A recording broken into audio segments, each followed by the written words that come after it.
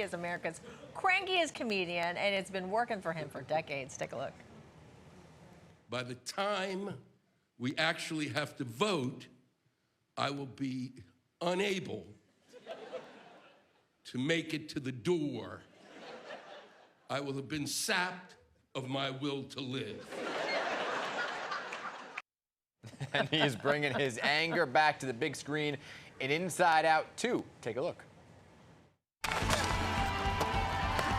Now it's time to greet your team, Riley! Playing in his 13th year and fresh from the penalty box, it's Riley's anger! Let me at him!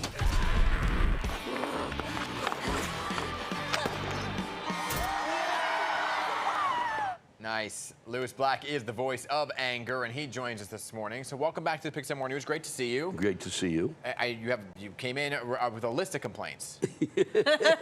Yes, just some problems in here at PIX. It's not. It's you guys do a great job. Everybody here does a great job. They've got These are the hardest benches I've ever sat. Just so you know. Hey, boss, take note. What these people are doing for you every morning, being able to sit here and look as if they're comfortable and relaxed, is really crazy. Right. And they should be paid for whatever back problems they have. Right. Yes, absolutely. So let's talk about this role. I don't think there's anybody more fitting for a role titled Anger. Were you surprised by the character's name? Did you hear that and were like, I need to play that? No, they called me and said, would you want to do this? Yeah. And then and Pixar is the most humble of all of the studios out there, because they were like, we don't know if you've heard of us. And I'm like, I'd have to be buried. It was like, did they think, I'd just come through from a coma or a stroke, and they got this to me? Well, maybe they think it was your world because it's animated. Well, yeah, but everybody, and it was like real. And it turns out that, according to Peter Docter, who directed the first one, he said that that was the part of the pitch, was trying to explain what this would be about, the voices of these characters, and imagine Lewis Black as anger, and that was that. And there you go. And there you go. So this is Inside Out 2, the sequel. My kids and I are so super excited to see this. So what is the storyline this time around? Well, the storyline is that I really always played the major role. And there are others apparently that are in it. And if you can, when you see it, let me know about the others. No, it's really about the arc of her journey now into that middle school, into high school, which is the preteen. Yeah, it's there's a puberty button that comes through, and that's what she hits. But it's really in terms of the social interaction. Yeah. That she's got to go through, and all of the kind of the trauma and anxiety. Yeah. How old are your kids? 11 and 9. Perfect. Yeah, it is perfect. Perfect. It really is. It's really. I keep saying, if I had been exposed to this when I was a kid, because I had no sense of emotions. Yeah. My generation had no sense. Just anger? No, just I'm hungry and I got to go to the bathroom. Those were my emotions. Okay? There was nothing else. Explains everything. We didn't explain it. They didn't talk about it, and it was really about.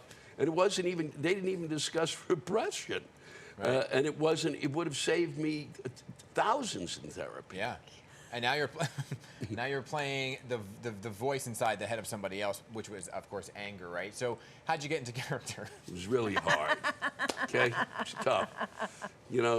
Anybody who does not have an anger thing in their head, something is desperately wrong with you. Exactly. Just because it's just, and it's not and you're allowed to be. You should be allow yourself to be angry, but you don't take it out on other people. What I believe is you take it out on an inanimate object like this. You can hit this as hard as you want. It won't break. We're glad that her character, though, is not getting rid of anger, because we're so excited to hear you in this film. But we are very sad to hear that you're ending your touring. Yeah, just the touring. I'll still perform. Okay. And I can come down here and yell about anything you want any day of the week. I'm literally 3 blocks away. So, no, I'm just really...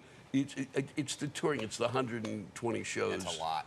And running. It was great. It was really, really great. But I mean, if the pandemic hadn't hit, I would be retired by now. Yeah. And so to me, this is the last run, and then I will kind of wander out and do some shows every now and then, and I'll have my rant cast where I read other people's rants, and I want to write, and I've got another book I want to write, and maybe a play. Oh, so, yeah. I used to write plays. Good. Okay. Yeah. You got to compete against our previous guest. Stereophonic. Yeah, no, I really. Are you going to do some music in there? Yeah, I could use some music. This was called Goodbye Yeller Brick Road. Is the final tour? tour. Is the final tour. Final tour.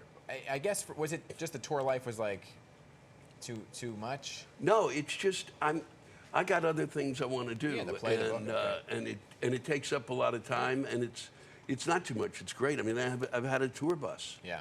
But touring is tougher now because so many people are doing it, and so what used to be an easy routing has become let's go to Bismarck, now let's go down to Chicago. You know, so you're jumping around. It's too much. Yeah. We'll have to have you come back the day after the election. Oh yeah. Oh, yeah. And That'd be great. I'll be doing a show in New York, but and I'll come back when I'll let you know. You have a reserved spot on this uncomfortable couch anytime you want. Certainly. All right. You know what? I'll bring one. You know what? Next time I'll wheel bring your own in. I'll just bring Oh my a gosh, how square funny for would that be? myself. Great to have you here. It's nice to be back.